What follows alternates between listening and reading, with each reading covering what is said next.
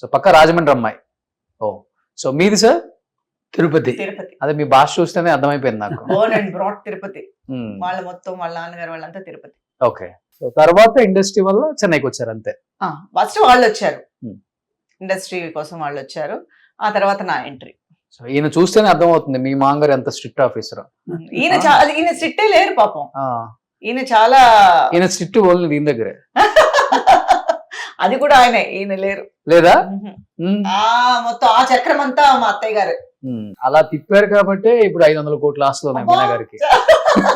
రోషన్ గారు కూడా కలుపుకొని, నాది రోషన్ గారిని కలుపుకొని 499 కోట్ల ఆయన కోటి నాది. తిరుపతి ఎయిర్పోర్ట్ దిగితే ఇక్కడ నుంచి అక్కడ దాకా మీనా గారిదనే చెప్తారు. అవునవును, అందరూ చాలా మంది అనుకుంటారు ఆ మీనా గారు అని. కాదండి, ఈ మీనా గారిదే. అబ్బో, తిరుపతిలో 100 ఎకరాల మామిడి తోట ఈయన బిజినెస్ చేస్తారు. అంత లేదు సార్, అవునా కాదా? కాదు, అంత లేదు. లేదండి. ఆ.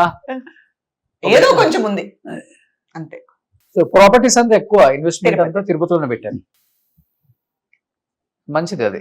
తిరుపతి కూడా ఇప్పుడు ఎందుకంటే హైదరాబాద్. వాళ్ళకి చూసుకోవడానికి అక్కడ ఈజీ, Hmm.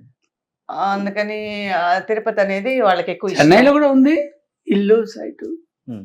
ఇప్పుడు ఆ 60 ఎకరాల మామిడి తోటలోనే ఫామ్ హౌస్ లో ఇల్లు కట్టారా లేకపోతే సపరేట్ కట్టారా? లేదు, తోటలో ఉండేది ఒక చిన్న ఇల్లు, పాత ఇల్లు అలాగే ఉంది. ఓకే.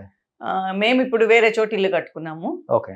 అక్కడ ఎలా ఫామ్ లాగా కట్టారా హౌస్ లాగా కట్టారా? హౌస్ లాగా కట్టి, ఓకే. అంటే చుట్టూ ల్యాండ్ ఉంది కొంచెం, అది ఇంకా డెవలప్ చేయాలి. Hmm. ఇల్లు మాత్రం కట్టుకున్నాము. ఓకే. సో మాకు ఫస్ట్ ఎందుకు ఇల్లు కట్టుకోవాల్సి వచ్చిందంటే ఒక బ్యాంక్ ఇచ్చాము బ్యాంక్కి. సో బ్యాంక్ తో స్టార్ట్ అయిన ఇల్లు అలా అలా బిల్డింగ్ అయిపోయింది. Hmm. అక్కడ బిల్డింగ్ కట్టుకొని అక్కడే ఉన్నాము. Hmm. సో అటు ఇటు మొత్తం తిరగడమే సరిపోతుంది.